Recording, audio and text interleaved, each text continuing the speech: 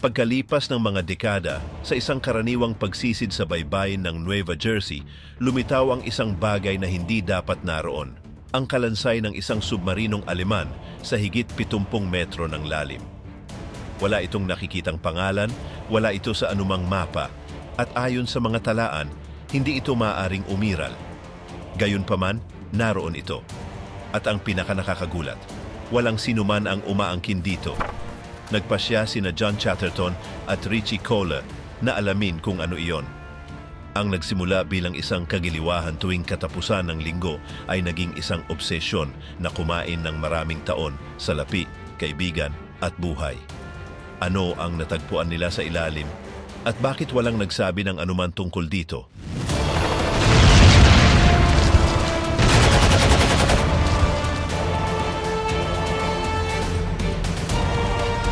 Mangingisda at ang mapa ng bangin. Brielle, Nueva Jersey, Setyembre ng 1971. Nagbago ang lahat para kay Bill Nagel noong araw na may isang mangingisda na umupo sa kanyang tabi sa isang bar na sira-sira at nagsabi sa kanya na may nakita siyang kakaiba sa ilalim ng Atlantiko. Bagaman hindi niya dapat gawin, nangako ang lalaki na ibibigay niya ang koordinada. Nagkasundo silang magkita kinabukasan sa lumang pantalan, ang isa na patungo sa Seeker, ang bangka ni Nagle, isang bangkang siya mismo ang bumuo upang hanapin ang mga bangkay ng barko na walang ibang naghahanap. Ngunit hindi sumipot ang mangingisda sa usapan. Naglalakad si Nagle pabalik-balik sa kahoy ng pantalan, iniiwasan ang mga bahagi na tila babagsak na. Ginugol niya ang malaking bahagi ng kanyang buhay sa dagat at alam niya kung kailan may mangyayari. Nararamdaman niya ito bago dumating ang bagyo o masira ang makina. Sa pagkakataong iyon, dahil iyon sa papel na ibibigay sana ng mangingisda, may kinalaman sa lokasyon ng isang bagay na nakatago sa ilalim ng tubig. Tumingin siya patungo sa pasukan ng pantalan, walang lumilitaw. Ang maalat na hangin ay gumagalaw sa mga bangka at pumapatak ng malamig na tubig sa kanyang mukha. Nang unti-unting lumuwag ang ulap, nakita niya ang mangingisda. Papalapit ito, may hawak na gusot na papel.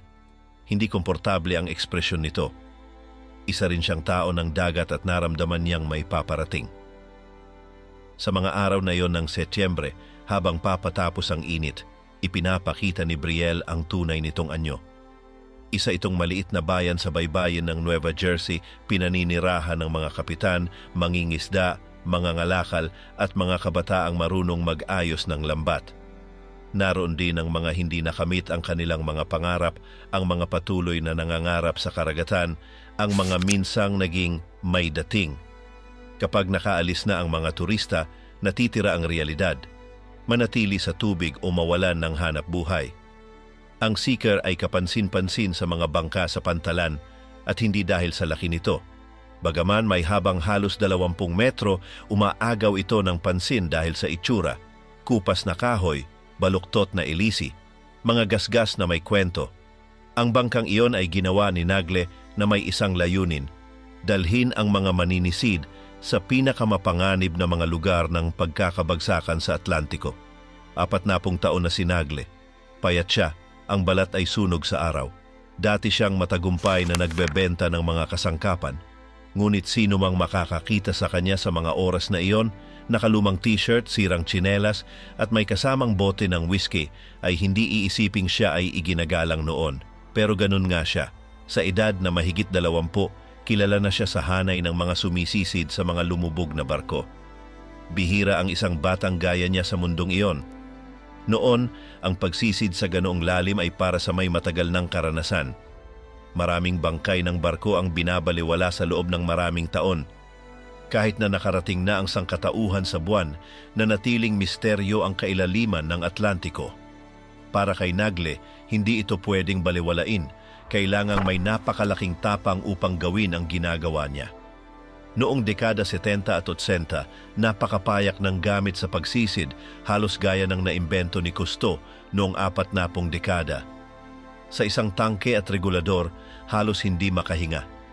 Kahit sa 40 metrong lalim, ang karaniwang sukat, ang kahit anong pagkakamali ay maaaring ikamatay. Sumisisid si Nagle at ang iba palampas sa 60 metro. Palagi silang nalalagay sa panganib. Walang kapatawaran ng dagat sa mga pagkakamali at gayon din ang katawan. Marami ang namatay sa pagtatangkang marating ang mga bangkay ng barko. Kahit maayos ang gamit at kayanin ng katawan, napakaraming paraan upang hindi makabalik. Bukod pa rito, ang ganitong uri ng pagsisid ay isang bagong larangan. Wala pang tradisyon o pamayanang may dekada ng karanasan. Hindi ito natutunan sa kurso o pagbabasa. Natutunan ito sa kailaliman kung saan hindi nilikha ang katawan ng tao para manatili. Kapag may nangyaring masama at madalas itong mangyari, si Nagle ang unang humaharap. At kung siya'y makabalik, siya lamang ang makapagsasalaysay. Kaya siya kinukuha ng mga magasin. Hindi siya tumitigil. Patuloy siyang lumulubog. Lampas sa 60 metro, dumarating siya sa mga lugar na ang mga mananaliksik ay walang ideya kung ano ang naroon. Mga lugar na malamang ay walang ibang nakapunta mula nang ito'y lumubog. Kapag pumapasok siya sa isang barko sa ganoong lalim, madalas siya ang unang pumapasok, ang unang nagbubukas ng mga saradong pinto, ang unang nakakakita ng mga labi na naipit. Ibig sabihin din nito na walang mga palatandaan, walang sino man ang nagtanda ng mga marurupok na estruktura, walang nakasulat na huwag hawakan. Lahat ay kailangang tuklasin niya mag-isa. Alam ito ng mga sumisisid sa ganitong paraan. Isang bagay ang gumalaw sa ganap na dilim sa loob ng laberinto ng bakal. Alam na kapag hinawakan ang ilalim ay aalsang muli ang latak at mawawala ang paningin. Iba namang bagay ang gawin ito nang walang kaalam-alam kung may sino mang nagtangkang gawin ito dati. At kung siya ba ay nakalabas pa. Sa kanyang pinakamagagandang taon, ang ilalim ng Atlantiko ay gaya ng matandang kanluran. Walang batas. Isang pagkakamali lamang at maaring manatili roon habang buhay. Ang unang pagsisid sa di kilalang lugar. 20 minuto nang nasa laot ang seeker nang tuluyang nawala sa paningin ang baybayin ng Jersey sa ilalim ng madilim na kalangitan. Ang natira na lamang ay ang mga ilaw sa nabigasyon, isang puti sa tuktok ng palo, isang pula sa kaliwa at isang berde sa kanan. Iyon lang ang palatandaan na 14 na tao ang lumarga sa isang misyon na hindi nila alam kung paano magtatapos. Nasa loob ng kabina sina Nagle at Chatterton gamit ang autopiloto. Mayroon pang 6 na oras bago marating ang eksaktong lugar.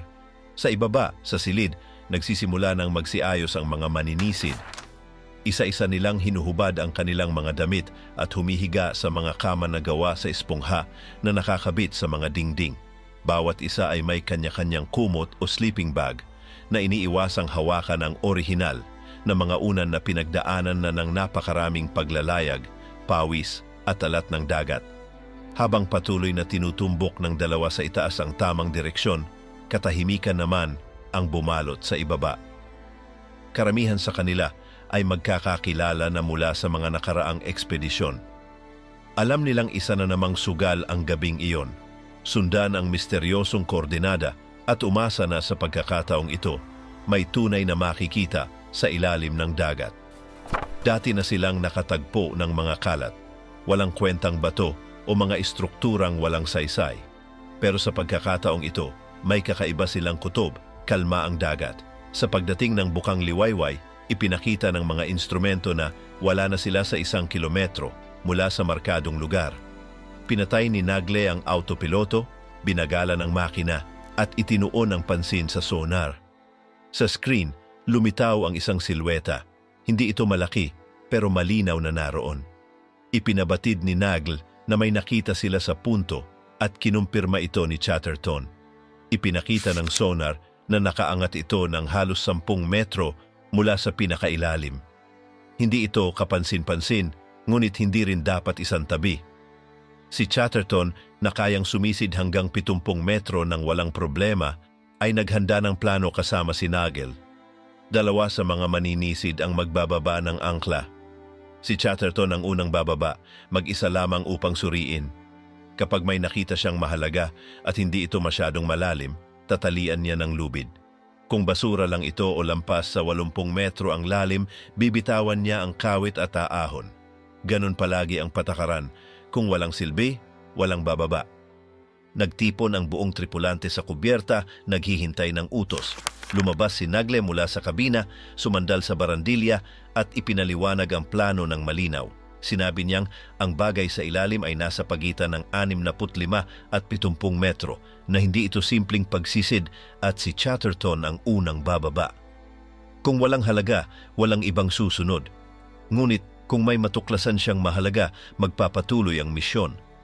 Hanggat wala siyang senyas, kailangang manatili ang lahat sa itaas ng tubig. Kinuha ni Chatterton ang kanyang kagamitan. Ikinakabit ni Nagle ang angkla. Nang ito'y maikabit, pinatay niya ang mga makina. Nakakabit na ang seeker sa kailaliman sa pamamagitan ng direktang linyang iyon. Sa hulihan ng bangka, inaayos ni Chatterton ang huling detalye ng kanyang gamit. Tahimik siyang pinapanood ng iba. Humiling siya ng 6 na minuto. Pagkatapos niyon, luluwagan ang lubid. Kapag wala siyang nakita, magpapakawala siya ng 2 baso, hudyat na wala siyang itatali at aahon na. Ngunit kung isa lang ang ihulog niya, ibig sabihin ay nakatali na ang lubid at kailangan na nila itong hilahin. Bago tumalon, lumingon siya sa iba at muling pinaalalahanan sila na hanggat hindi siya tapos sa decompression at bumalik sa ibabaw, walang dapat sumisid. Lahat ay tumango bilang senyas ng pag-unawa. Lumapit siya sa gilid, isinuot ang regulador, ibinaba ang maskara at tiningnan ang relo. 6 na minuto. Sinipat din ni Nagle ang sa kanya. Pagkatapos ay bumalik si Nagle sa kabina, pinatay ang mga sistema ng nabigasyon at itinago ang mga mapa sa isang drawer. Mabait siya sa mga taong iyon pero hindi niya isusugal ang kanyang koordinada para kanino man. Habang ang ilan ay lumalapit sa unahan, lumuhod si Chatterton sa gilid at hinayaan ang sarili na mahulog sa tubig. Sa ibabaw, lumangoy siya patungo sa lubid ng angkla, hinawakan ito at naglabas ng hangin mula sa kanyang vest upang simulan ang pagbaba. Inuuga siya ng agos sa hindi maipaliwanag na galaw at ang lubid ay kumikilos sa kakaibang mga kurba. Gayunpaman, mahigpit ang kanyang kapit at tuluyan siyang nawala sa ilalim ng tubig. Pag-aaral sa kaaway, ang Nazi submarino sa kalupaan. Pumasok si Chatterton sa UCOS 505, isang submarinong Aleman mula sa ikalawang digmaang pandaigdig na nasa museo ng agham at industriya sa Chicago. Puno ito ng mga balbula, kable, pintuang bakal at mga mekanismo. Lahat ay tila isang saradong sistema na nagpapakita na posible ang mabuhay sa ilalim ng tubig.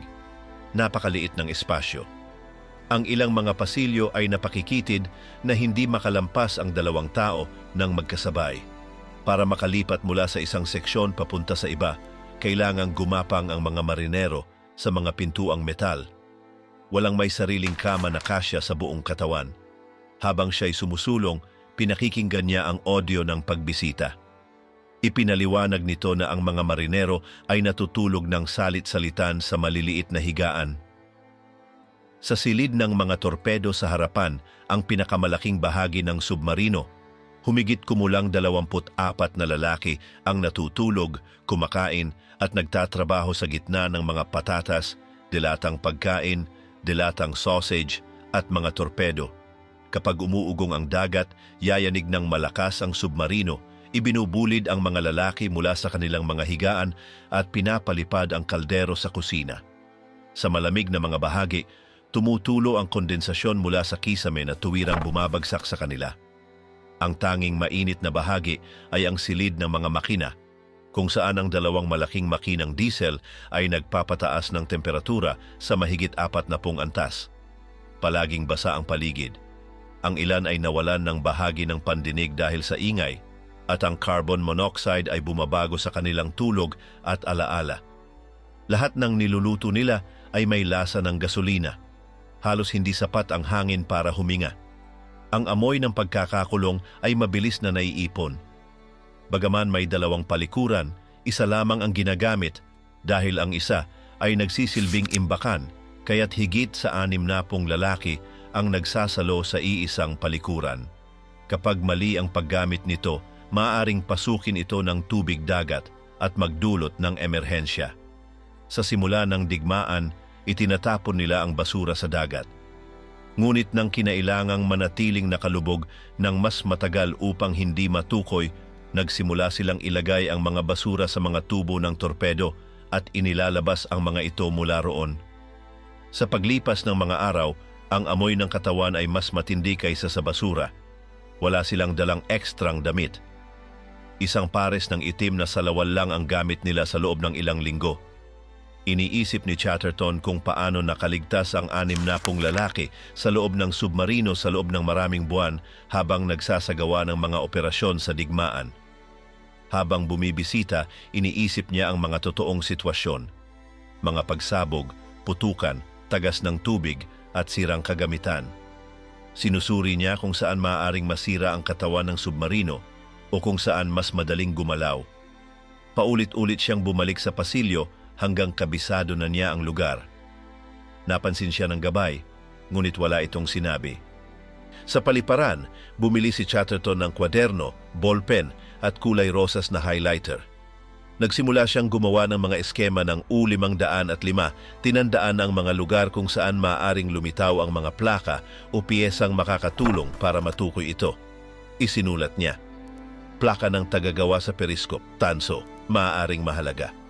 Pagsakay niya ng eroplano pabalik ng Nueva Jersey, malinaw na sa kanya kung ano ang itsura ng isang Aleman na submarinong U-boat. Ang susunod na pagsisid ay nakatakda sa ika-21 ng Setyembre ng 1971. Ang grupo ay pareho pa rin, maliban sa isang umalis at isang sumali. Hindi makakasama si Ron Ostrowski dahil sa personal na mga dahilan. Pinalitan siya ni Dan Crowell, isang kapitan ng barko at kakilala ng seeker na hindi nakasama sa unang biyahe.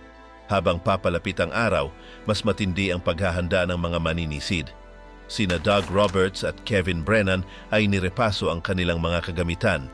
Sina Kip Cochran, Paul Skibinski at John Yurga ay nagbabasa ng lahat ng impormasyon tungkol sa mga submarinong Aleman. Bawat isa ay may kanya-kanyang paraan ng pagdanas nito. Alam nilang bihira ang pagkakataong makahanap ng isang bagay na natatangi sa ilalim ng dagat. Si Steve Feldman, punong tagapangasiwa ng props sa CBS, ay labis na nasasabik. Nakasama na siya sa unang biyahe.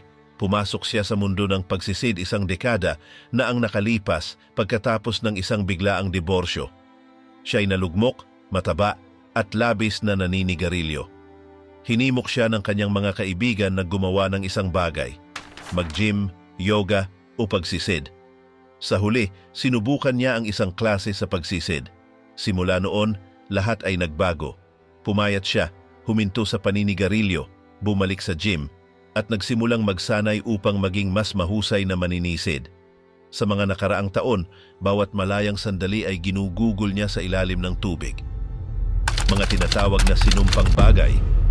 Hindi matanggal ni Chatterton sa isip ang kutsilyo ni Horenberg ni ang mga tasang may eswastika na nakuha nila mula sa submarino. Ang magbasa tungkol sa mga Nazi o sa mga U-boat ay isang bagay. Ang mahawakan ang mga bagay na iyon ay iba. Mabigat ang mga tasa at ramdam sa balat ang eswastika.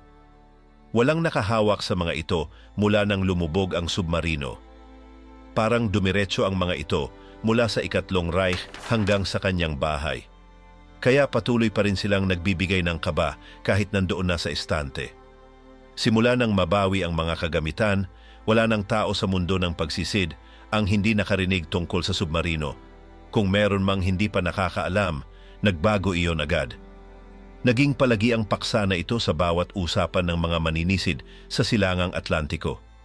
Naiintindihan ni na Chatterton at Nagle na ang ganitong atensyon ay makakainis kay Belenda. Isa siya sa mga hindi matanggap ang maiwan sa gilid. Baka hindi pa niya alam ang eksaktong lokasyon, pero iniisip nilang dahil sa mga koneksyon niya, malalaman din niya agad. Malamang ay lilitaw siya sa lugar sakay ng kanyang barko, ang Wahoo, upang angkinin ang natuklasan. Sa ibang panahon, babalik sana agad sila sa lugar. Iniisip nilang sa 1 o 2 pagsisid pa, matutukoy na nila ang pagkakakilanlan ng submarino. Pero nagsimula na ang panahon ng mga bagyo. Sa mga buwang iyon, biglang nagbabago ang mga kondisyon para sa pagsisid.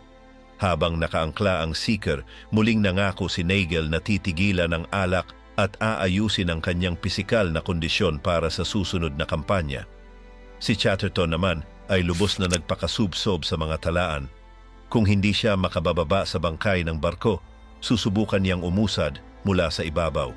Hindi lang siya nagbabasa ng mga aklat, sumusulat siya ng mga liham sa Naval Historical Center sa Washington, kung saan nakaimbak ang lahat ng rekord ng hukbong dagat noong digmaan.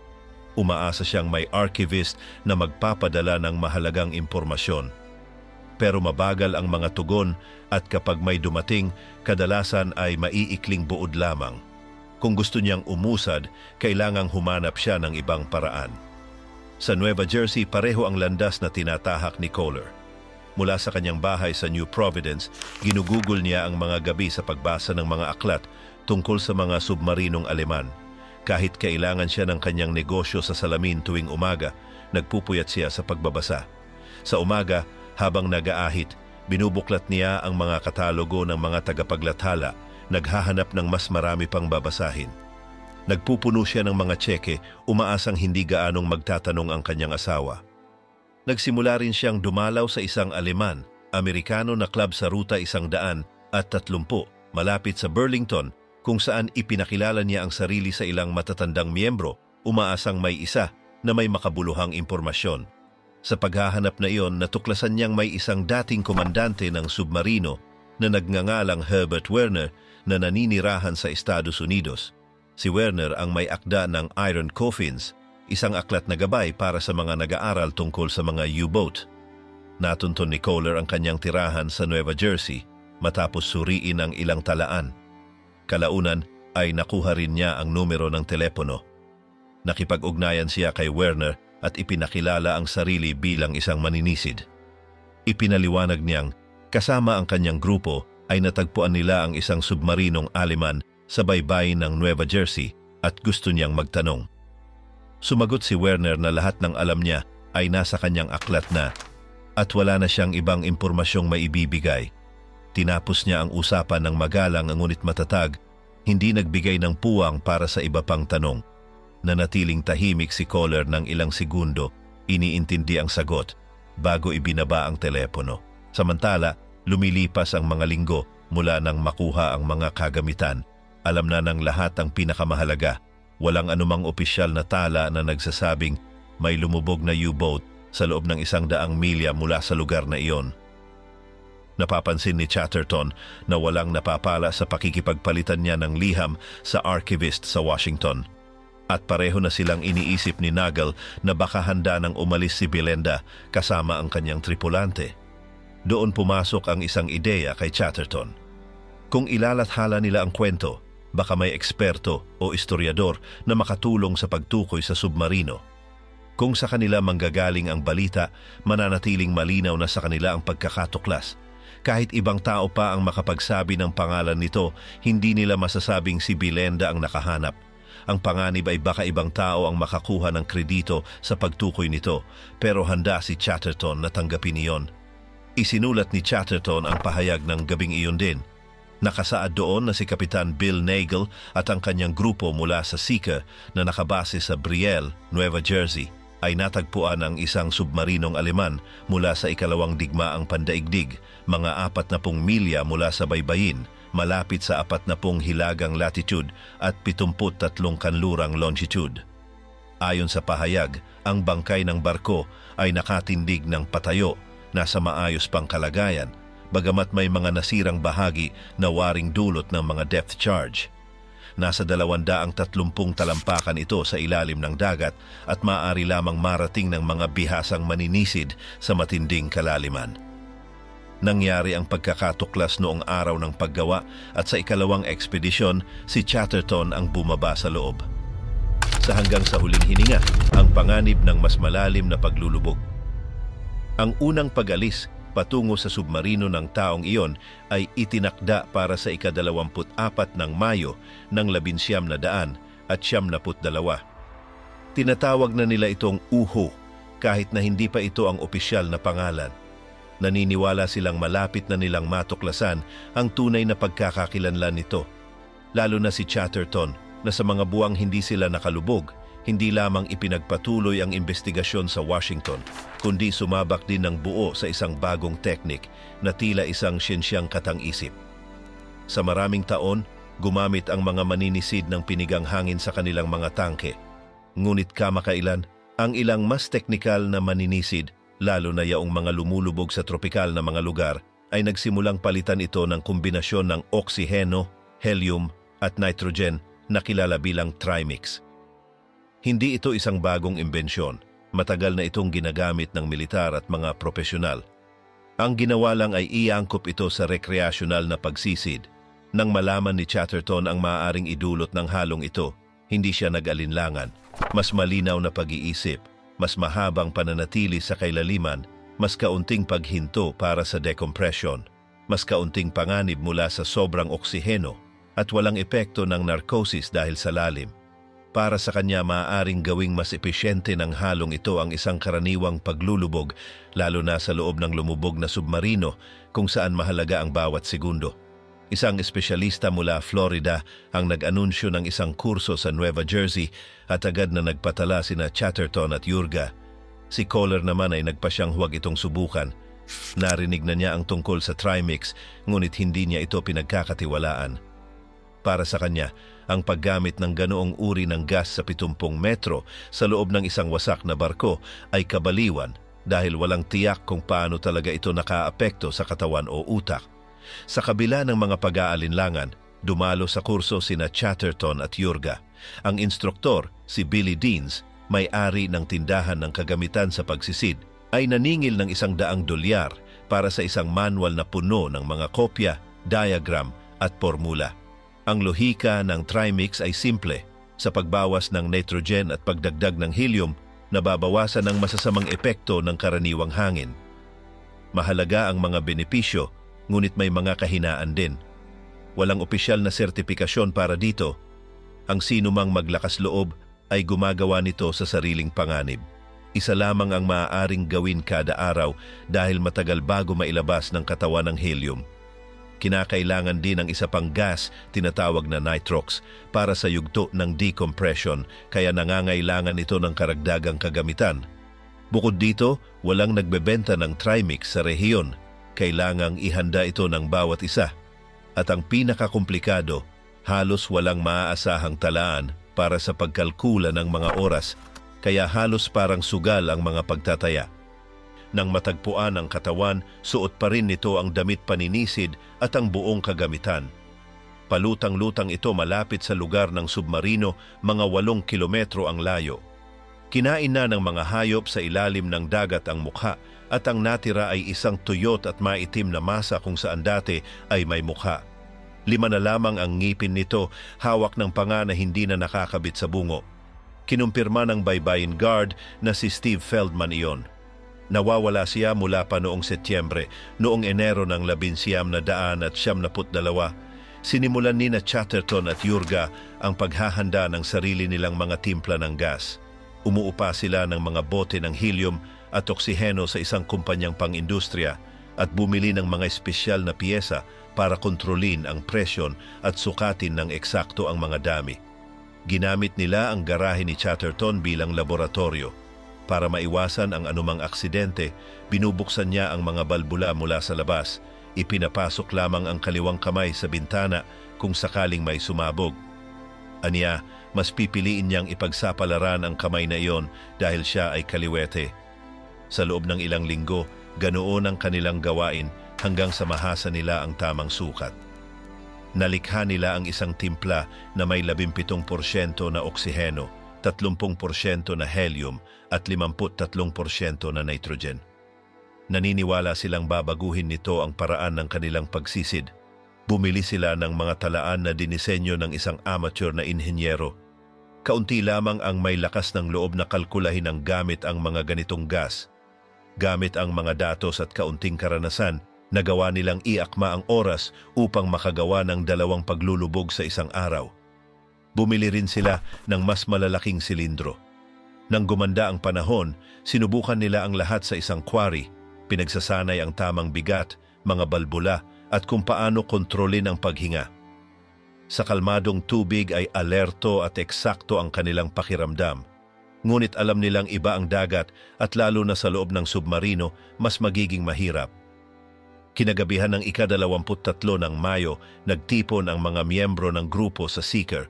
Nagyakapan sila, sinuri ang mga bagong kagamitan at nagbahagina ng mga kwento mula sa taglamig. Lahat ay sabik tungkol sa Trimix. Nanatiling tiwala sina Chatterton at Yurga na lalabas silang buhay. Huling dumating si Kohler. Kumpara sa bagong gamit ni Chatterton, ang kanya ay tila galing pa sa lumang panahon. Sa kanyang life vest ay may simbolo ng grupong Atlantiko pagkawasak mga maninisid, isang bungo na may krus na mga buto. Natanaw siya ni Chatterton mula sa kubyerta at sinigawan siyang mukha siyang fossil, na sinagot naman ni Kohler na baka nga, pero hindi naman siya nagsusugal ng buhay sa mga eksperimentong gas. Hindi naglaon, dumating si Nagle. Mula nang matapos ang huling season ay hindi na siya nakita. Nangako siyang magpapagaling, iiwas sa alak at mag-e-ensayo. Ngunit ang lalaking dumating ay malayo sa imaheng iyon. Dilaw ang balat dahil sa jaundice, marumi ang buhok at lubos na nanghihina ang katawan. Wala man lang siyang dalang gamit sa pagsisid. Ang multong kutsilyo, isang pahiwatig na hindi tumutugma. Isang araw matapos makuha ang kutsilyo mula sa lumubog na barko, sinimulan ni Chatterton ang pagsisiyasat kay Horenberg. Naghanda siya ng liham na naglalaman ng lahat ng detalye ng pagkakatuklas at ipinadala ito sa 4 na tao na, ayon sa kanya, ay makatutulong sa pagtunton sa pagkakakilanlan nito at sa kung aling submarino ito nagmula. Isa sa mga pinadalhan ay si Harry Cooper, pangulo ng Shark Hunters, na may koneksyon sa mundo ng mga U-boat.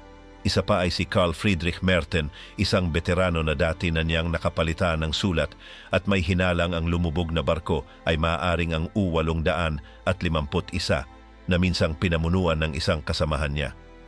Sumulat din siya kay Charlie Grutzemacher, tagapangasiwa ng International Submarino Dokumentasyon Gitna sa Alemanya, at kay Horst Bredow, dating submarinista at tagapagtatag ng U-Boat Archive sa Cuxhaven, Altenbroek, na itinuturing na pinakamakumpletong sanggunian sa paksa. Inakala niyang may sasagot sa loob ng wala pang 1 linggo.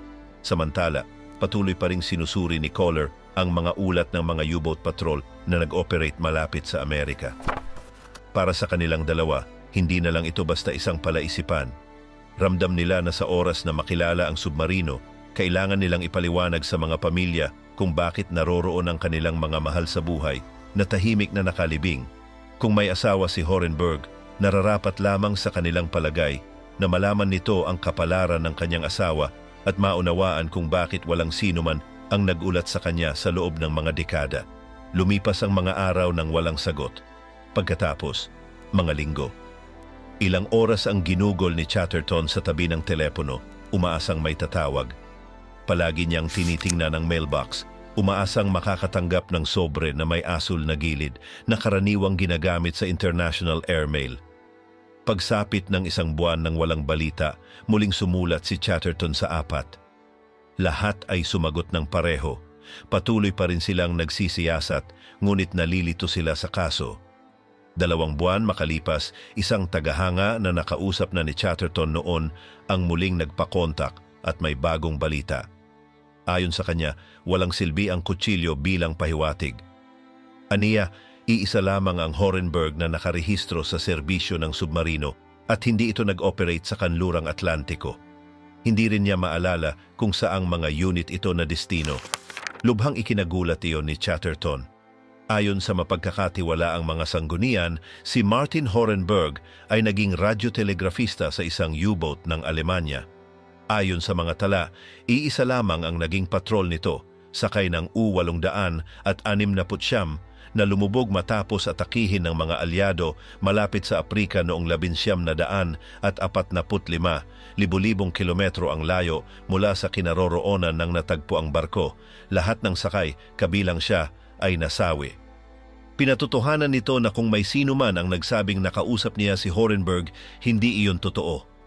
Nagpasya si Chatterton na putulin ang ugnayan sa nasabing tagahanga. Gayunpaman, hindi niya tuluyang isinantabi ang posibilidad na maaring may isa pang Horenberg na hindi na itala. Narinig na niya ang tungkol sa isang monumento sa Alemanya na may nakasaad na lahat ng submarinistang nasawi sa digmaan. Kung makakapunta siya roon, maaari niyang kumpirmahin kung naroon ang pangalan. Iniisip din niyang personal na suriin ang mga tala ni Bredow. Itinalaga niya ang Marso bilang pinakamainam na buwan para sa biyahe. Inimbitahan niya sina Yurga at Kohler. Pumayag si Yurga, ngunit hindi makaliban si Kohler ng 1 linggo mula sa trabaho. Gayunman, pinahalagahan niya ang paanyaya bilang tanda ng respeto mula kay Chatterton.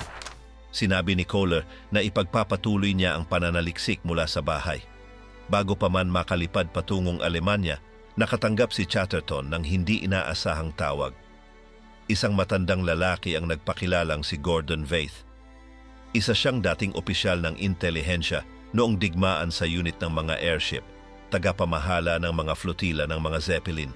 Isinalaysay niya na narinig niya ang tungkol sa pagkakatuklas sa submarino at nais niyang malaman kung ano na ang kinahinatnan ni Chatterton. Ipinaliwanag ni Chatterton na mabagal ang progreso ng ugnayan niya sa Naval Historical Center. Nag-alok si Veith na ipakilala siya sa mga tagapangasiwa ng sentro. Sinabi niyang kaibigan niya ang mga ito at maaaring matulungan si Chatterton sa paghahanap ng impormasyon. Nilinaw niyang hindi siya nagnanais manghimasok kundi tumulong lamang. Hindi makapaniwala si Chatterton sa pagkakataong iyon. Nasa hanay ng depensang laban sa mga submarino si Veith at may mataas na koneksyon. Nagkasundo silang magkita sa Washington sa huling bahagi ng Pebrero. Matapos ibaba ang telepono, naisip ni Chatterton kung may saysay pa bang bumiyahe sa Alemanya. Kung may makapagtuturo ng kasagutang hinahanap niya, ito ay ang pamahalaan ng Estados Unidos. At ngayon, may paraan na siya upang makapasok sa mismong pintuan. Ilang araw makalipas, sumakay siya sa kotse at nagmaneho ng 4 na oras patungong Washington, D.C. Ang enigma ng submarino 800 at 69, isang nakakamatay na palaisipan. Pagkatapos ng pagkamatay ng mga Rouse, bumalik sina Chatterton at Kohler sa Yuho upang kunin ang mga gamit na naiwan matapos ang trahedya. Ipinabatid ng ibang mga divers na si Chrissy ay dinala sa hyperbaric chamber sa ospital na Jacobi na may malubhang kondisyon. Ang presyon sa kanyang katawan ay naging sanhi na ang dugo ay naging kasing lapot ng putik. Buong daan patungo sa lugar ng pagkawasak, si Kohler ay patuloy na naninigarilyo, tumatangging gumamit ng Trimix. Samantala, ginamit ni Chatterton ang liwanag ng araw upang i-video ang kalagayan ng kusina. Isang kabinet na bumagsak, mga shelves na nabali, lahat ay gulo-gulo. Ang gabay na lubid na ginamit ni Chrissy ay nakaliligid pa rin sa isang piraso ng lona na mga 3 metro ang haba, na tila sinubukan niyang hilahin palabas. Sa unang tingin, ito ay mga labi ng isang emergency raft.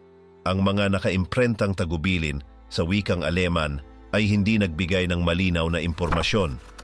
Sa labas ng kasko, natagpuan ni Kohler ang 3 stage tanks. Sa gitna ng kaguluhan ng aksidente, ni ang ama ni ang anak ay hindi nakapag-recover nito. Lahat ay may apelyidong Rouse, walang pagkakaiba kung kanino ang pag-aari, na nagpapakita na pinagsasaluhan nila ang mga ito nang walang konsiderasyon sa pagmamay-ari. Pagbalik sa lupa, ipinasimula nina Chatterton at Kohler ang panibagong bahagi ng investigasyon. Sa teknikal na plano na kanilang nakuha mula sa loob ng submarino, sinimulan nilang pag-aralan ng mabuti ang mga modelong EXC na ginawa sa Deschimag-Bremen shipyards. May 52 submarino na hindi na bumalik mula sa kanilang mga misyon. Nagpasya silang linisin ang listahan gamit ang 2 pamantayan. Una, alisin ang mga submarino na may mga nakaligtas dahil pinaniniwalaang ang mga iyon ay tama ng nakilala. Pangalawa, tanggalin ang mga modelong may baril sa deck dahil ang Yuhu ay walang palatandaan ng pagkakaroon nito. Sa paggamit ng mga salaring ito, sinimulan nilang paliitin ang listahan sa Washington.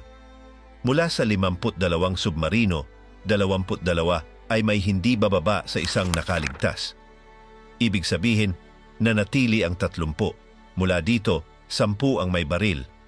Ang panghuling listahan ay 20 lamang ang posibleng unit. Alam nilang naroon sa listahang iyon ang tunay na pangalan ng lumubog na submarino. Bumalik sila sa New Jersey at ipinagpatuloy ang kanilang mga pagpupulong sa karaniwang restaurant. Doon nila tinukoy ang susunod na hakbang, Suriin ang mga talaan ng mga utos at galaw ng digmaan ng mga fleet ng submarino ng Alemanya. Kung alinman sa 20 ito ay ipinadala sa mga lugar na lampas sa sakop ng kanlurang Atlantiko, ito ay dapat alisin. Makalipas ang ilang sandali, nakipag-ugnayan si Kohler kay Chatterton sa kalagitnaan ng gabi. Nag-aalala siya tungkol sa emosyonal na kalagayan ni Nagel. Natatakot siyang maaaring kumilos ito ng padalos-dalos. Si Chatterton, sanay na sa ganitong mga sitwasyon, ay sumagot ng may pagtanggap, kumbinsidong kung gagawa si Nagle ng anuman, hindi ito magiging marahas kundi dahil sa labis na pag-inom. Bumalik sila sa Washington upang ipagpatuloy ang pagsusuri sa mga tala ng hukbong pandagat. Matapos suriin ang mga utos sa patrol at mga coordinate, natukoy nilang 18 sa 20 kandidato ang nag-operate sa mga lugar na napakalayo mula sa silangang baybayin ng Estados Unidos. Tinanggal din ang mga iyon. 2 unit na lamang ang natira, ang U-857 at ang U-870. Pareho silang may dokumentadong misyon sa eksaktong sektor kung saan natagpuan ang mga labi. Parehong mula Norway ang kanilang pinanggalingan patungo sa rehiyong iyon sa parehong mga petsa na na-deploy ang U-800 at 69. Ipinapaliwanag nito kung bakit lumitaw ang kutsilyo ni Horenberg doon, maaring inutang, nawala o inilipat niya ito. Sa anumang paraan, ito ay akma. Hinahanap nila ang mga pinakamadalas na pinagkukunan ng kasaysayan. Doon ay nasabi na ang U-857 ay nawasak sa harap ng Boston ng USS Gustafson habang ang UN-870 ay nalunod malapit sa North Carolina ng USS Buckley at USS Reuben James. Walang alinlangan na hindi tumutugma ito sa posisyon ng UHU. Sa harap ng mga kontradiksyong iyon, nagpasya silang suriin ang mga ulat ng Navy tungkol sa 2 paglubog na iyon. Kailangan nilang tiyakin kung tumutugma ang opisyal na datos sa kilala nila tungkol sa totoong lugar. Hindi sila lubusang nagtitiwala sa mga sekundaryang pinagkukunan. Dahil gabi na, naghanap sila ng murang matutuluyan sa labas ng lungsod. Kinabukasan, bumalik sila sa Naval Kasaysayan Center upang personal na suriin ang mga orihinal na ulat tungkol sa pagkawasak ng UHAN-857 at UHAN-870. Kohler, ang batang nabighani sa digmaang Nazi. Si Richie Kohler ang perpektong uri ng tao para sumuong sa isang lumubog na hindi pa nakikilalang submarinong Aleman. Noong 1968, lumipat ang kanyang pamilya sa Marine Park, isang tahimik na kapitbahayan sa Brooklyn. Isang lugar iyon kung saan magkasamang namumuhay ang mga pamilyang Italyano at Hudyo, kung saan ang mga bata ay nag-uutos para sa mga kapitbahay at ang mga tao ay nagtatanim ng mga igos sa bakuran. Ang kanyang ama, si Richard, ay 28 taong gulang at namamahala ng isang gawaan ng salamin. Malapit siya sa kanyang mga ugat na Aleman. Ang kanyang ina, si Frances, ay 27 taong gulang, isang Siciliana, at ipinagmamalaki rin ang kanyang pinagmulan. Gusto nilang pareho na lumaki ang kanilang mga anak na pinahahalagahan ang kanilang pagkakakilanlan, lalo na si Richie, na noon ay 6 na taong gulang. Pero iba si Richie sa ibang mga bata. Hindi siya tumitigil sa pagbabasa, pero hindi ng mga kwentong pambata. Interesado siya sa mga magasin ng agham, mga aklat tungkol sa mga digmaan at sa kalawakan. Kapag nauubos na ang mga ito, inuulit niya ulit. Inuudyukan siya ng kanyang ina na maglaro sa labas, pero mas gusto niya ang mga aklat o technical na babasahin. Binabasa niya ang lahat ng kaya niyang maintindihan. Bumibili pa si Frances ng mas marami. Ginugugol ni Richie ang kanyang araw sa pagbasa ng mga manual ng militar at mga talambuhay. Nang madiskubre niya ang programang pangkalawakan ng NASA, na-obses siya. Gusto niyang maging bahagi ng isang bagay na gaya niyon. Umiinom siya ng tang dahil iyon ang iniinom ng mga astronaut at binabalot niya ng aluminum foil ang kanyang mga manika para magkunwaring nasa kalawakan ng mga ito. Samantala, abala ang kanyang ama sa pagtatrabaho buong araw, ngunit pinagsisikapan din niyang turuan si Richie ng mga praktikal na bagay. Tinuruan niya itong gumamit ng mga kasangkapan, gumawa gamit ang sariling mga kamay, ayusin ang mga bagay sa bahay at sa bangka. Marunong nang magputol ng salamin si Richie sa edad na 7. Pero kapag nagkamali siya, mahigpit siyang pinagsasabihan ng ama. Labis ang paghanga ni Richie sa kanya kaya't kahit simpleng puna ay matindi ang dating. Hindi sang-ayon si Frances sa ganoong pagtrato. Ipinaalala niya kay Richard kung paano siya pinalaki ng sarili niyang ama, pero hindi niya alam kung paano babaguhin iyon. Kalaunan, tumigil na si Richie sa pangarap na maging astronauta at ang tanging nais na lang niya ay ang makuha ang papuri ng kanyang ama. Kapag may ipinapagawa ito, agad niyang ginagawa. Kapag may kailangang tapangan, siya ang nauunang magboluntaryo. Bata pa lang, ayaw niyang matalo o pumangalawa man lang. May balat masilaw si Richie, mapusyaw na kayumanggi ang mga mata at may mababang kilay na napaka-ekspresibo. Bata pa lang siya, gumagalaw na ang kanyang mga kilay habang nagbabasa. Palagi siyang sinasabihan ng kanyang ama na ang mga Aleman ay masisipag, seryoso at hindi nagrereklamo. May madalas siyang inuulit na kasabihan, "Kung gusto mong makamit ang higit pa, kailangan mong maging higit pa." Inisaulo ito ni Richie. Palagi rin siyang pinapaalalahanan na huwag hayaang maliitin siya ng sinuman dahil sa kanyang apelyido o pinagmulan. Seryoso si Richie tungkol dito. Binabasa niya ang lahat tungkol sa kasaysayang Aleman, tungkol sa digmaan. Alam niyang sa telebisyon palaging inilalarawan ang mga Aleman bilang mga kontrabida, pero may iba siyang nakikita. Ang disiplina, ang teknikal na kakayahan, ang organisasyon. Ang pinaka-nakaapekto sa kanya ay ang mga kwento ng kanyang ama tungkol kay Ginoong Segal, isang kapitbahay na malakas ang pangangatawan na dating bahagi ng isang sirko sa Alemanya bago tumakas sa bansa noong nagsisimula ng magkaroon ng kapangyarihan si Hitler. Ikinukuwento sa kanya ng lalaki ang tungkol sa Alemanyang dati niyang hinangaan, yaong mga tahimik na bayan, mga siyentipiko, mga artisanong bihasa sa kanilang sining. Pagkatapos nilang magkakilala, sa kanaunawaan ni Richard kung ano ang ibig sabihin ng pagiging Aleman, napansin ni Richie kung paanong may paghanga ang kanyang ama kay Segal, siya ang kanyang bayani. Kaya't nadama ni Richie na kailangan din niyang kilalanin ang kwentong iyon, maunawaan kung saan siya nagmula. Nagsimula siyang mas mag-aral tungkol sa ikalawang digmaang pandaigdig at sa mga pangyayari sa Alemanya. Sa klase, palagi niyang pinipili na magsalita mula sa pananaw ng mga Aleman. Ipinapaliwanag kung paano nila naranasan ang lahat. Isinasalaysay niya ito maging sa kanilang mga kapitbahay. Ipinapaliwanag niyang ang kanilang apelyido ay nagmula sa salitang minero sa Aleman. Habang lumalalim ang kanyang pananaliksik, napagtanto niyang iba ang pananaw niya sa mga digmaan. Hindi lang niya binabasa ang mga kaganapan, interesado rin siya sa damdamin ng mga sundalo. Iniisip niya ang mga bagay tulad ng isinulat nila sa mga liham mula sa larangan ng labanan, kung anong maliliit na bagay ang kanilang namimiss sa kanilang tahanan o kung paano maramdaman ang pagtanggap ng balitang may namatay sa pamilya. Iba siya. Habang ang mga kaibigan niya ay naiwan sa datos, gusto niyang maunawaan ang makataong bahagi sa likod ng lahat ng iyon. Ang huling pagsisid, ang araw na lahat ay naging maliwanag. Sa pagtatapos ng Mayo ng 1973, habang nagsisimula ng gumanda ang panahon sa Brielle, inorganisa ng mga maninisid ang unang labas ng season patungo sa bangkay ng barko. Nakareserba ang barkong Seeker gaya ng nakagawian. Sa mga panahong iyon, parehong tinatawag ni na Chatterton at Kohler ang submarino bilang U-857. Binabanggit nila ito sa pangalang iyon kahit sa harap ng ibang maninisid. Marami sa mga naroon ang hindi maintindihan kung bakit paulit-ulit nilang binibisita ang isang napakadelikadong lugar kung kumbinsido na rin naman silang alam na nila kung ano iyon. Palaging pareho ang sagot.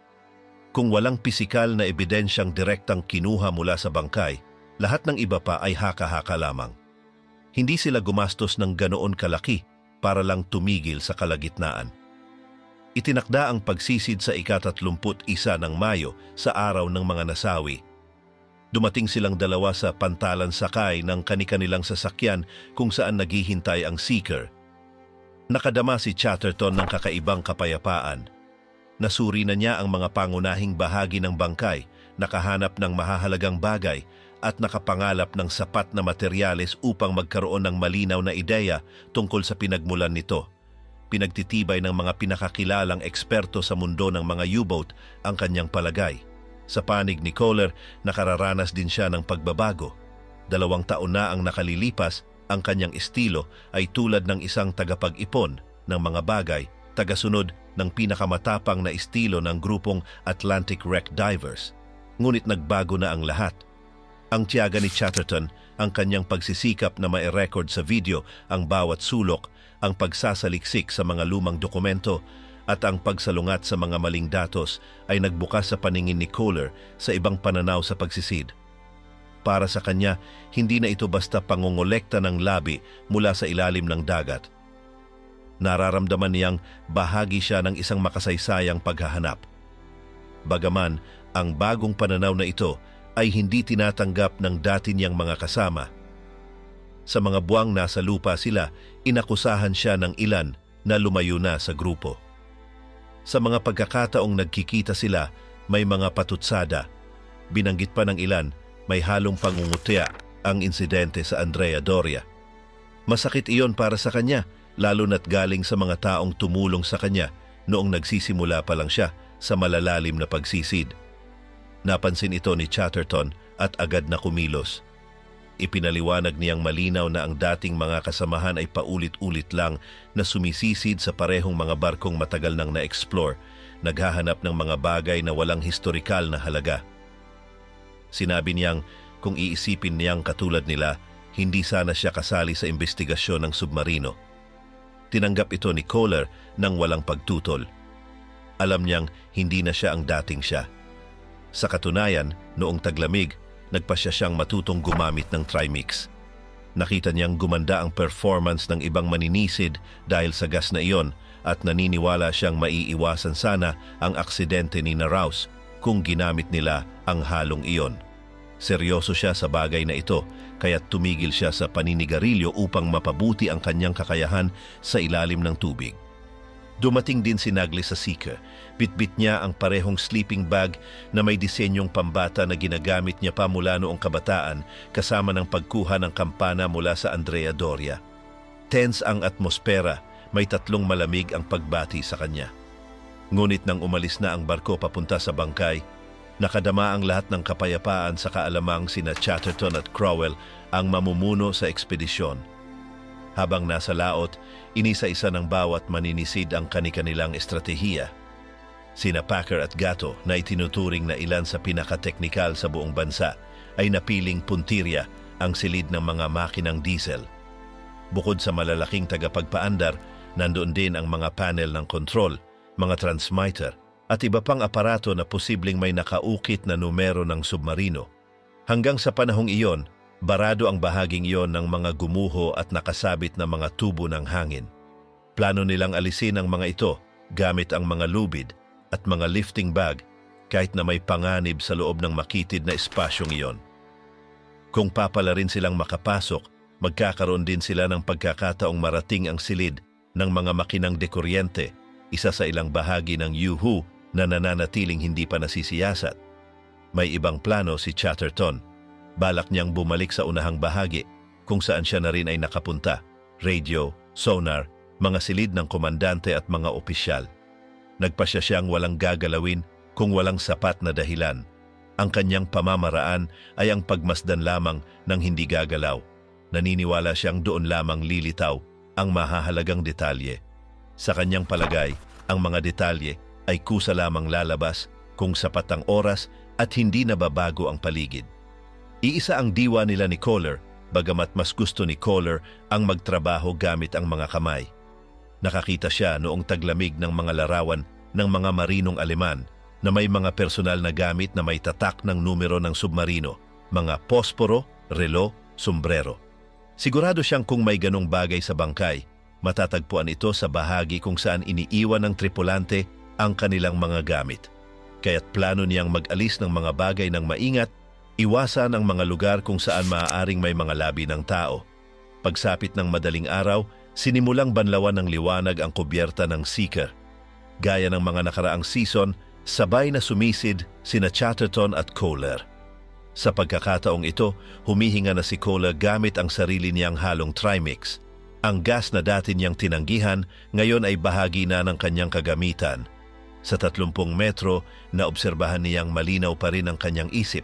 Sa 60 metro, maayos pa rin ang lahat. Binabantayan siya ni Chatterton ng mabuti habang sabay silang bumababa patungo sa yuhu. Ang submarinong sumabog sa sarili, ang misteryo ng 869 na nalantad. Noong buwan ng Enero ng taong 1944, habang patuloy ang pambobomba ng mga alyado sa Berlin, dumating ang ilang daang kabataang Aleman sa astilyerong Deschimag sa Bremen upang simulan ang kanilang pagsasanay sa hukbong dagat. Karamihan sa kanila ay may dalang maliit na maleta lamang na may ilang damit at gamit na pansarili. 50 sa kanila ang itinalaga sa isang submarino na noon ay may pansamantalang kudigong Bawilu 1077. Sa kalaunan, makikilala ito bilang U-869. Karamihan sa kanila ay walang karanasan sa paglilingkod sa loob ng submarino. Marami sa kanila ay pinili batay sa kanilang teknikal na kakayahan. Ang karaniwang edad ng grupo ay 20 taon lamang. 22 sa kanila ay wala pang 20. Isa sa mga recruit ay 17 taong gulang pa lamang. Ang henerasyong ito ng mga tripulante ay lubhang naiiba sa mga unang taon ng digmaan. Noong 1939, ang pagpasok sa puwersa ng mga submarino ay nangangailangan ng mas mataas na antas ng paghahanda. Kabilang sa iilan na may karanasan ay si Herbert Gushewski, isang radio operator na may 22 taon at may 3 misyon sa U-602. Siya ay inilipat mula sa barko bago ang huli nitong biyahe upang palakasin ang ibang unit. Nahirapan siyang tanggapin ito. Pakiramdam niya ay parang inalis siya sa kanyang tahanan. Makalipas ang kaunting panahon, umalis ang U-602 patungong Mediteraneo. Hindi na ito muling bumalik. Sa gabing iyon din, habang siya ay nag-aayos sa Bremen, binisita siya ng isa pang miyembro na itinalaga rin sa parehong barko.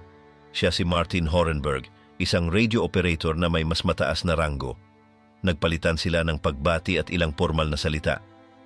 Tahimik na naunawaan ni Gushewski na hindi siya ang uupong pangunahing operator sa seksyon ng komunikasyon. Gayunpaman, tinanggap niya ito at naghanda para sa susunod na yugto.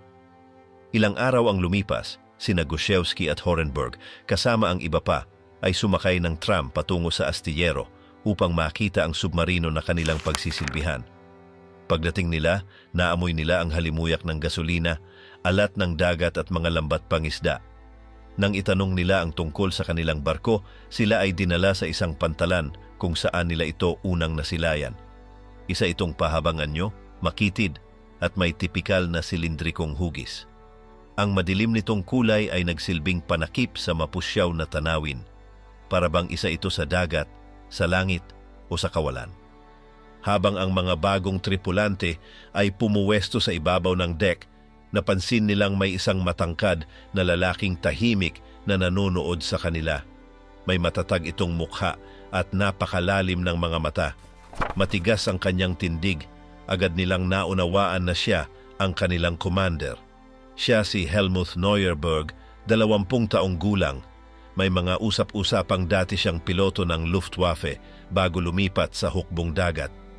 Ipinapakita niya ang kanyang autoridad nang hindi kailangang itaas ang tinig. Ang mga kalalakihan ay pumila ng tatluhan sa paraang militar. Isa-isa silang tiningnan ni Neuerberg bago itinuon ang kanyang tingin sa tubig. Nagbigay siya ng isang maikling talumpati sa Aleman, walang pagdadrama, ngunit puno ng katatagan, walang labis na kilos ni emosyonal na salita. Inutusan lamang niyang iangat ang watawat ng submarino. Nang ito'y nasa poste na, binigyan niya ito ng tradisyonal na pagbating militar, walang gestong Nazi. Ipinahayag niyang formal na kinumisyon ang barko. Nang matapos ang seremonya, umalis na ang mga tripulante. Habang pinagmamasdan ang pagkaseryoso ng okasyon, naisip ni Guszewski na nagbago na ang mga panahon. Kinagabihan, nagtipon-tipon ang lahat sa isang pension house sa Bremen upang magsalo sa isang simpleng hapunan. Umupo si Neuerberg sa tabi ng kanyang ikalawang opisyal, si Siegfried Brandt, 21 taong gulang, at ang punong inhenyero ng makina, si Ludwig Kessler, 30 taong gulang. Ang handa ay herring at nilagang patatas. Malayo ito sa mga kasayahang nakita ni Guszewski noon, na may dula, alak at kasayahan hanggang madaling araw. Sa pagkakataong ito, wala ni isa. Gayunpaman, hindi masama ang kanyang pakiramdam. Dumalaw ang kanyang kapatid na si Willie at nakasalo niya ito sa pagkain na siya mismo ang gumastos. Pagkatapos, nagpaalam si Willie at bumalik sa kanilang bahay. Noong ika-7 ng Enero ng 1945, naglayag ang U-690 mula sa Kiel. Makalipas lamang ang ilang sandali, tumanggap ito ng bagong utos mula sa isang himpilan ng pamahalaan na nagpapalit ng destinasyon. Kinailangan nitong magtungo sa mas timog na bahagi na intercept ng mga puwersang alyado ang mensaheng iyon. Gayunpaman, hindi kailanman naging malinaw kung natanggap ni Commander Neuerberg ang buong utos o kung nagkaroon ng pagkakamali sa transmisyon. Sa mga nalalaman, ipinagpatuloy ng submarino ang orihinal nitong kurso patungong silangang baybayin ng Estados Unidos. Noong ika-11 ng Enero, nawalan ng anumang komunikasyon sa U-869. Inakalang nasa misyon pa rin ito patungong Atlantiko. Noong ika-16 ng Pebrero, isang barkong pandigma ng Estados Unidos ang nagpakawala ng mga depth charge sa harap ng baybayin ng New Jersey. Nakadinig sila ng isang pagsabog, ngunit walang malinaw na senyalis ng tama, walang lumutang na langis, mga bahagi o bula. Sa opisyal na tala, hindi ito naitala bilang kumpirmadong paglubog. Lumipas ito ng hindi napansin. Sa pagdaan ng panahon at sa tulong ng mga sumunod na investigasyon, natuklasan kung ano talaga ang nangyari. Ang U-869 ay hindi inatake ng kalaban. Nagpakawala ito ng sarili nitong anti-submarine charge bilang depensibong hakbang, ngunit isa sa mga ito ay hindi lumayo ng sapat. Tumalbog ito at sumabog malapit sa katawan ng barko. Ang pagsabog ay nagdulot ng siwang sa fuselage. Ito ay naging nakamamatay. Ang barkong nilalayong umiwas sa isang pag-atake ay siya mismong nawasak ng sarili nitong armas. Ang mga nakalimutang pangalan, ang huling patunay sa ilalim ng dagat. Mula noong 1971, sinundan nina Chatterton at Kohler ang sinasabi ng mga opisyal na tala. Ang U-869 ay nawala sa kalapit ng Gibraltar. Makalipas ang mahigit 2 taon, ang mga na-intercept na transmisyon ng radyo sa pagitan ng submarino at ng pamunuan ng hukbong dagat ay halos kumpirmadong nagpapakita na ang barkong natagpuan sa harap ng baybayin ng New Jersey ay ang U-869. Kapwa muling binalikan ng 2 maninisid ang kanilang mga personal na tala. Kinuha ni Chatterton ang isa sa mga listahan ng tripulante na kinopya niya noong bumisita siya sa arkibo ng mga submarinong Aleman. Si Kohler naman, na pamilyar sa mga ranggo at daglat sa wikang Aleman, ay binasa ang mga pangalan at detalye. Sa listahan ay nakasaad ang 56 na lalaki. Ang commander ay si Helmut Neuerberg, isinilang noong 1917 at 27 taong gulang noong sila ay naglayag. Ang unang opisyal ay si Siegfried Brandt, 22 taong gulang. Nasa talaan din si Martin Horenberg, isang operator ng radyo na may 25 taon. Sa pagsusuri sa edad ng mga tripulante, natuklasan nilang 24 sa kanila ay wala pang 20 taon. Ang pinakabata, si Otto Bricius, ay 17 taong gulang lamang. Sa loob ng 3 taon, lumalangoy sila sa pagitan ng mga labi ng mga lalaking ito nang hindi nila alam kung sino-sino sila. Ngayon, mayroon na silang mga pangalan, edad at tungkulin. Hindi na lamang sila mga walang pangalang labi. Kumalat sa hanay ng mga eksperto ang balita tungkol sa mga transmisyon. Ang pinakapinaniwalaang bersyon ay ang U-869 na unang itinalaga sa ibang rehiyon ay hindi kailanman nakatanggap ng kautusang baguhin ang kurso at natapos sa baybayin ng Estados Unidos kung saan ito ay lumubog. Bagaman kumbinsido na Alam ni na Chatterton at Kohler na hindi pa rin iyon maituturing na tiyak. Wala pang natagpo ang anumang bagay na may malinaw na nakaukit na numero ng submarino. Nananatili ang posibilidad na may magsabing ang barkong iyon ay maaring ang U-857 na nawala rin sa parehong rehiyon. Maging ang kutsilyong may pangalan ni Horenberg ay maaaring ipasa pa sa lamang sa pagitan ng mga submarino. Dahil dito, nagpasya silang muling bumalik sa kailaliman. Kinakailangan nilang makakuha ng konkretong patunay, isang bahagi na may numerong U-869. Hindi sinuportahan ng komunidad ng mga maninisid ang ideya. 3 tao na ang namatay sa lugar na yon at ang iba ay muntik ng mamatay. Ayon sa kanila, tapos na ang kaso, hindi na kailangang ipagsapalaran pa. Ngunit hindi handang iwan ni na Chatterton at Kohler ang kasaysayang hindi kumpleto. Para sa kanila, ang isang pagkakakilanlan na walang pisikal na ebidensya ay nananatiling gawaing kulang. Laging nasa isip ni Chatterton ang kanyang kabataan sa dagat kasama ang kanyang ama. Alam niyang ang ginagawa nila ay hindi lamang investigasyon.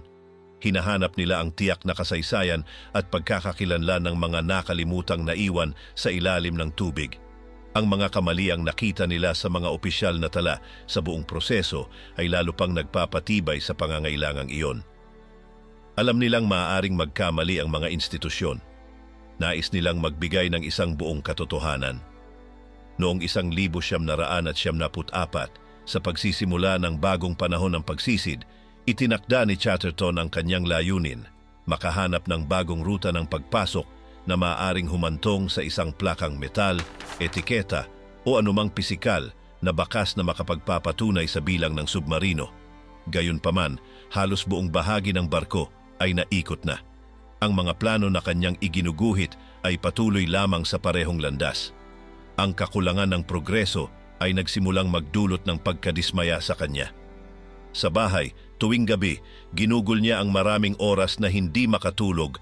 Pinagdududahan kung bakit tila nawala ang kanyang kakayahang makakita ng mahalagang detalye sa mga labi, eksaktong panahon kung kailan niya ito higit na kailangan.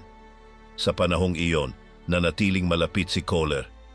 Madalas siyang tumawag o bigla na lamang dumarating sa kanyang pintuan. Ang kanyang direktang paraan ng pakikipag-usap ay nag-aalis sa kanya sa kawalang kibo. Pinipilit niya si Chatterton na hindi pa sila maaaring tumigil. Ipinapaalala niya na hindi lamang ito tungkol sa eksplorasyon, kundi upang malinaw na tukuyin kung sino talaga ang nakadiskubre ng barko. Hindi niya papayagang tapusin ng iba ang trabaho at ang kininang tagumpay. Ang kanilang mga pag-uusap ang naging lakas upang magpatuloy. Muling sinimulan ni Chatterton ang kanyang mga guhit, binago ang mga ideya at muling nagplano ng panibagong paghahanap. Sa parehong panahon, dama ni Kohler ang bigat ng kanyang pagkalayo sa pamilya. Sa unang pagkakataon, binigyang halaga niya ang oras na nasayang. Naunawaan niyang ang kanyang pagkatao ay hindi lamang nauukol sa pagiging maninisid. Isa rin siyang ama, at ngayon ay may ibang halaga na iyon sa kanyang buhay. Ang lugar na iyon, puno ng mga bangkay at kinakalawang na mga estruktura, ay malapit ng tawaging sa tunay nitong pangalan, isang libingan ng digmaan. Sumisid hanggang kamatayan ang madilim na bahagi ng paghahanap ng mga kayamanang Nazi. Ang pagsisid sa mga lumubog na barko na walang kaanuman na tanaw ay isa sa mga pinakamapanganib na gawain. Doon, lahat ay maaaring tumaliwas.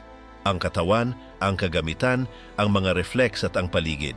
May mga maninisid na namatay sa loob kahit may sapat pang hangin sa tangke.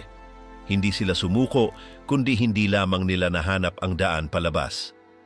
Ang ganitong uri ng pagsisid ay wala sa kahit anong pagkakatulad sa karaniwang pagsisid sa tabing dagat gamit ang iisang tangke. Halos imposibleng makahanap ng malinaw na estadistika. Ang mga sumusubasob sa malalalim na bahagi upang maghanap ng mga labi ay iilan lamang sa mahigit 20 milyong sertipikadong maninisid. Ang kanilang mga aksidente ay bihirang maisama sa datos ng isang sport na kadalasang ginagawa sa mababaw na tubig sa magandang panahon at may kasamang kapareha. Sa Estados Unidos, may humigit kumulang na 10 milyong sertipikado. Sa lahat ng iyon, iilang daan lamang ang talagang gumagawa ng ganitong klasing pagsisid. Para sa kanila, hindi usapin kung lalapit sila sa kamatayan, kundi kung kailan. Kung matagal kang manatili sa ganito, tiyak na mararanasan mo ang isa sa tatlo, muntik ng mamatay, makitang may mamatay o mamatay mismo. At hindi laging malinaw kung alin ang mas malala. May mas kakaibang bagay pa sa ganitong pagsisid. Dahil pinipilit nitong suwayin ng katawan ang mga pangunahing likas na gawi. Huminga, makakita, umiwas sa panganib. Kahit sinong tao ay maiintindihan ang takot kahit hindi magsuot ng gamit. Sapat nang isipin kung paanong naroroon sa ilalim. Isa itong likas na takot, madaling maintindihan. Kaya rin madaling maintindihan kung bakit may sumusuko at kung bakit ang iba ay hindi kailanman bababa kahit biro lang sa 60 metrong lalim. Ang isang maninisid na bumababa gamit ang karaniwang hangin sa ganitong lalim ay nahaharap sa dalawang panganib. Una, paglagpas ng 20 metro, nagsisimulang bumagal ang isipan at katawan dahil sa narkosis ng nitroheno. Habang lumalalim, lalong nararamdaman. Sa 30 metro o higit pa, kung saan matatagpuan ang pinakahinahanap na mga labi, ang isipan ay hindi na gumagana ng buong husay. Gayunman, kailangang magpasya agad at gumalaw ng may katumpakan. Pangalawa, kung may seryosong mangyari sa ilalim, hindi pwedeng bigla ang umakyat. Kung matagal na sa lalim, kailangang umakyat ng dahan-dahan, humihinto sa ilang punto upang makasabay ang katawan sa presyon. Kailangang gawin ito kahit nawawalan na ng hangin o nahihimatay. Kung magpanik at biglang umakyat, may panganib na maranasan ang tinatawag na sakit ng decompression o mga pilipit. Kung malala ang tama, maaaring mag-iwan ito ng seryosong kapansanan, maparalisa o mamatay agad. Ang mga nakakita na nito sa malapitan ay hindi ito tinatrato bilang karaniwang takot lamang. Kapag ang maninisid ay bumababa gamit ang compressed na hangin, humihinga siya ng oxygen at nitrogeno, ngunit sa mas mataas na dami sa bawat hinga. Sa 2 atmosfera, doble ang dami ng molekula kaysa sa ibabaw, sa 3 triple at tuloy-tuloy pa. Ang dagdag na nitrogeno ay hindi lamang nananatili sa baga, pumapasok ito sa dugo, kalamnan, kasukasuan, utak, gulugod, sa lahat ng bahagi ng katawan. Habang mas matagal at mas malalim ang pagsisid, lalong napupuno ang katawan ng nitrogeno. Sa 20 metro pa lamang, nagsisimula na itong umepekto. Tinatawag itong narcosis dahil sa nitrogeno. Sinasabi ng ilan na parang lasing ang pakiramdam. Ang iba naman ay inihahambing ito sa pagkaantok o pagkadroga. Sa mababaw na lalim, hindi ito gaanong malala. Mahirap mag-isip ng tama, nagiging malikot, mabagal kumilos, lumiit ang pananaw at nagiging labis ang reaksyon. Ngunit kung lalalim pa, lalala ang epekto. Sa 40 metro o higit pa, karamihan ay hindi na epektibo. Ang ilan ay hindi na makabuhol ng simpleng tali. Ang iba ay nakakalimutan ang kanilang ginagawa at inuulit sa isipan ang bawat hakbang upang hindi mawala sa ulirat. Sa mas malalim pa, tulad ng sa 60 metro, ang ilan ay nakakaranas ng guni-guni. May mga nagsabi na may nakita silang mga ulang na kinakausap sila o nagbibigay ng mga walang saysay na payo. Maraming maninisid ang napapansin na tinatamaan na sila ng narcosis batay sa kanilang naririnig. Ang ilan ay naririnig ang pintig ng kanilang pulso sa tainga na parang tambol, at ang iba ay isang tuloy-tuloy na ugong na tila isang lumang alarma. Sa higit 60 metrong lalim, ang pagkakalito dahil sa nitrogeno ay nagpapatingkad sa lahat. Takot, saya, mabuti at masama. Ang mga simpleng bagay tulad ng malaglag ang kutsilyo o mag-angat ng putik ay maaaring magmukhang sakuna. At ang mga seryosong bagay tulad ng maubusan ng hangin o mawala ang lubid ay maaaring magmukhang walang halaga. Sa isang barkong lumubog sa ganoong lalim, ang mawalan ng katinuan o ang maling galaw ay maaaring maging sanhi ng kamatayan. Ang nitrogeno ay may isa pang problema. Ang naipon sa pagbaba ay kailangang lumabas sa pag-akyat. Kung hindi naman matagal o malalim ang pagsisid, walang problema. Pero kung malalim ang pinuntahan o matagal doon, kailangang umakyat ng dahan-dahan upang ang nitroheno ay lumabas bilang maliliit na bula. Parang pagbukas ng bote ng inuming may gas ng maingat. Kung dahan-dahan, lalabas ang gas ng hindi magulo. Hindi na isang misteryo ang uho. Ngayon ay alam na ito ay ang U-896 na lumubog sa pagkakamali sa kanyang unang misyon, nakalimutan ng mga talaan at nawala sa kailaliman sa halos kalahating siglo. Ngunit ang nagpapabukod tangi dito ay hindi lamang ang kanyang kasaysayan, kundi kung paano ito naikwento. 2 tao na walang suporta, walang pahintulot at walang gantimpala ang naglaan ng mga taon ng kanilang buhay upang bigyan ng pangalan at alaala ang 56 na lalaking wala ng ibang nakakaalala. Walang mga medalya ni opisyal na pagkilala. 2 maninisid lamang, tambak ng mga lumang dokumento at isang tanong na walang ibang gustong itanong. At kahit wala nang natitirang mahahanap sa ilalim, naroon pa rin ang kanilang kasaysayan, kasama ang mga pangalan, ang mga pagkakamali at ang katahimikan ng mga bagay na hindi kailanman na ikwento.